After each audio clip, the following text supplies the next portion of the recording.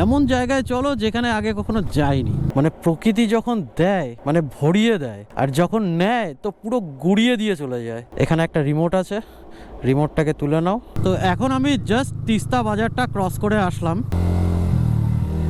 তার মধ্যে ব্যাক সাইডে আমার প্রচুর লোড, তো সামনের দিকটা হালকা হয়ে যাচ্ছে। না ভাই, মানে সার্থক আমার এই জায়গাটায় আসা। মানে এইদিকে দেখো কতটা ঢাল, মানে দাঁড়ালে মনে হচ্ছে ওইদিকে গড়িয়ে যাচ্ছি। উফ, এরা তো বাইক নিয়ে কি সুন্দর চলে যাচ্ছে, তাহলে আমার বাইক উঠছে না কেন এখানে? वो चार्ज तो लगेगा कितना लगेगा? 500। 500 দেনা পড়েগা। তো আমার টপ বক্সের মধ্যে পুরো খাবারের আইটেমগুলো ছিল, কিন্তু জানি না কি করে ডিমগুলো ফেটে গেছে। তো এই যে আমার রান্না হচ্ছে।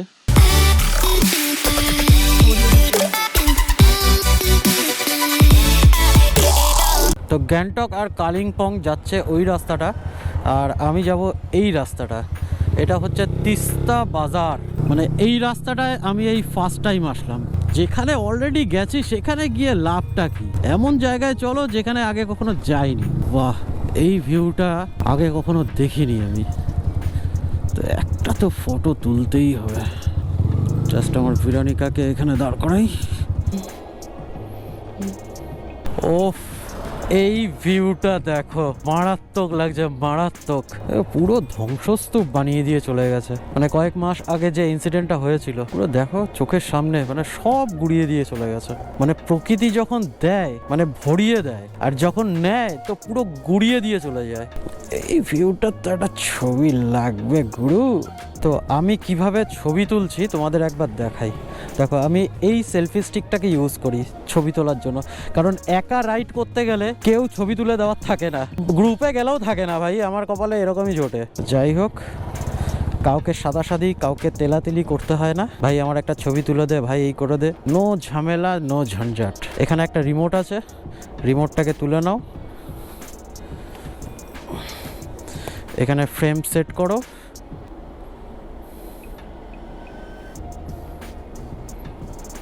দেখো ফ্রেম সেট হয়ে গেল। এই যে রিমোট, আমি ওখানে দাঁড়াবো, রিমোট থেকে ক্লিক করব, ছবি উঠবে।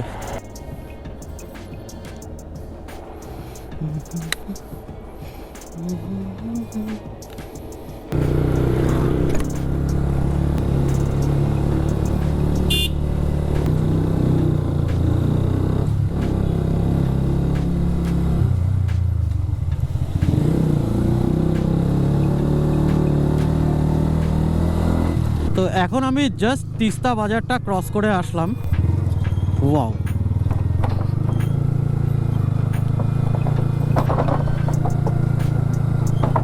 জিও,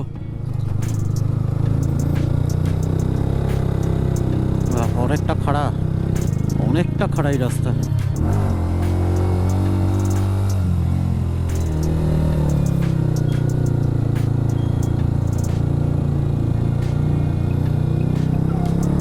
আরে বাপরে,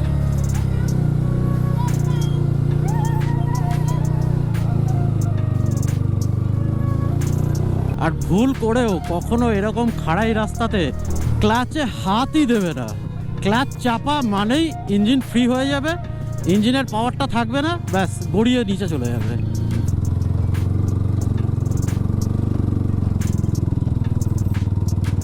ও ভাই সাহ, ক্যামেরায় জানি না কতটা বোঝা যাচ্ছে, কিন্তু বিভৎস খাড়াই রাস্তা। উঠবে তো গেল করেছে।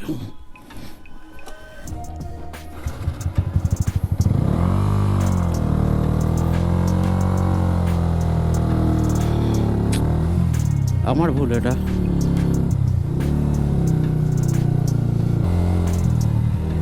তার মধ্যে ব্যাক সাইডে আমার প্রচুর লোড, তো সামনের দিকটা হালকা হয়ে যাচ্ছে।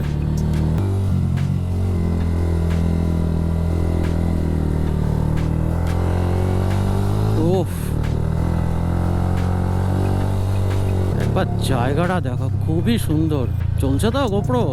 ভাই চলছে, যাক।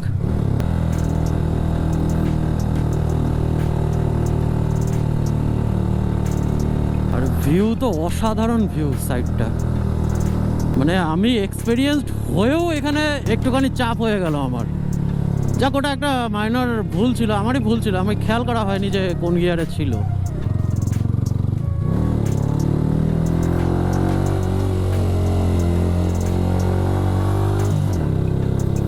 ফার্স্ট গিয়ারে 33 স্পিড দিয়েও উঠছে না বাইক। মানে বুঝতে পারছি যে ও টানতে পারছে না। না ভাই, মানে সার্থক আমার এই জায়গাটায় আসা। মানে যেরকম লোকেশন আর সেরকম এক্সট্রিম লেভেলের রোড, মানে এবড়ো খেবড়ো না, কিন্তু এত পরিমাণ খাড়াই। এবার একটা ক্যাম্পিংয়ের ব্যবস্থাটা করতে হবে। না, এই জায়গাটায় না দাঁড়িয়ে আমি পারলাম না। পুরো ঢাল জায়গা, নামা যাবে না বাইক থেকে।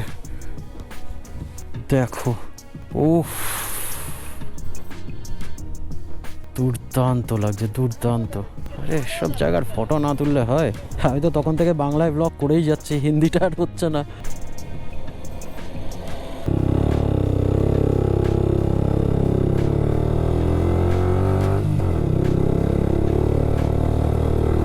গ্লাভস পরে ঠিক জুত হচ্ছে না, গ্লাভসটা সেজন্য খুলে নিলাম। আর এখন যদি 360 না লাগালাম তো আর কি করলাম।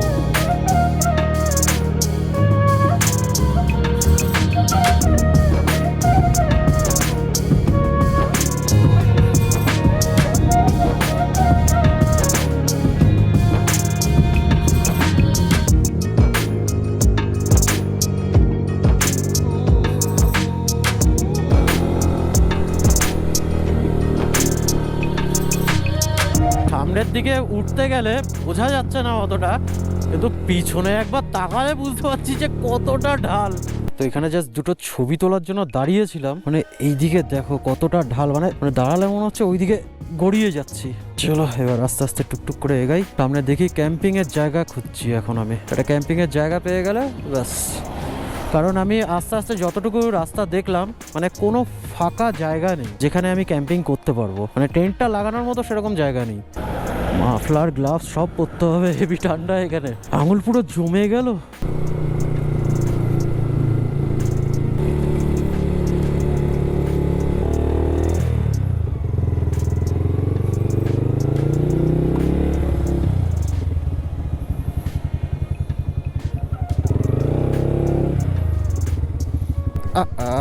চোখে কি গেল একটা।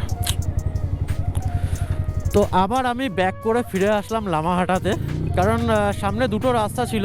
তো একটা যাচ্ছে দার্জিলিংয়ের দিকে আর একটা যাচ্ছে নিচের দিকে, মানে টি বাগান ওখানে একটা কিছু আছে। তো নিচের দিকে যদি যেতে হয় তাহলে মোটামুটি আমার 2 ঘন্টা 2.5 ঘন্টা মতো টাইম লাগবে, যা বললো একটা লোকের সাথে দেখা হয়েছিল, তো উনিই বললো আমাকে। আর যদি দার্জিলিংয়ের দিকে যেতে হয় তাও টাইম লাগবে, আর আমি দার্জিলিংটায় যেতে চাইছি না। দেখো একটু আগে উঠছিলাম, এবার নামতে হচ্ছে। এবার দেখো কতটা ঢাল দিয়ে আমি উঠে এসেছি, এবার বুঝতে পারছো? আমি জানি না ক্যামেরায় কতটা বোঝা যায়, এমনিতেও পরে আমি ভিডিওতে দেখেছি, মানে যতটা থাকে না ততটা ক্যামেরায় বোঝা যায় না, যেহেতু এটা সুপার ভিউতে রয়েছে অ্যাঙ্গেল। এরা তো বাইক নিয়ে কি সুন্দর চলে যাচ্ছে, তাহলে আমার বাইক উঠছে না কেন এখানে? আমার মনে হচ্ছে এই লোডের জন্য, এতটা লোড রয়েছে না, সেই জন্যই উঠতে চাইছে না আমার। এই ঢাল বেয়ে তখন উঠছিলাম। তো এখন আমি এদিকে চলে এসেছি থাকার ব্যবস্থা করতে। আমি চাইছি না যে হোমস্টেতে থাকতে। তো আমি দেখছি সামনে আসার সময় এক জায়গায় দেখেছিলাম, ওখানে প্রচুর ক্যাম্প লাগানো ছিল। তো ওখানে গিয়ে একবার কথা বলি, কিন্তু সেটা খুঁজে পাচ্ছি না আমি। এই যে পেয়ে গেছি, এই দেখো এখানে কিছু ক্যাম্প মতো করা রয়েছে। তো একবার গিয়ে কথা বলে দেখি। কুকুরটা দেখো, জার্মান শেপার্ড। তো এই বাইকটাকে স্টার্ট দিলাম আবার। না, এখানে বেশি ঢাল নেই, আরামসে যাওয়া যাবে বাইক নিয়ে। ভেতরে গিয়ে একবার দেখি কেউ আছে কি না, কথা কথা বলা যাবে কারোর সাথে। এই দেখো জায়গাটা দেখো, প্রপার্টিটা। আর একটা গ্লাভস কোথায় গেল? একটা গ্লাভস নিয়ে এসেছি, আর একটা ওখানে। সত্যি না, प्रॉपर्टीটা কিন্তু ঠিক আছে, এখনো হচ্ছে তৈরি। একে खुल गया है या फिर बंद है?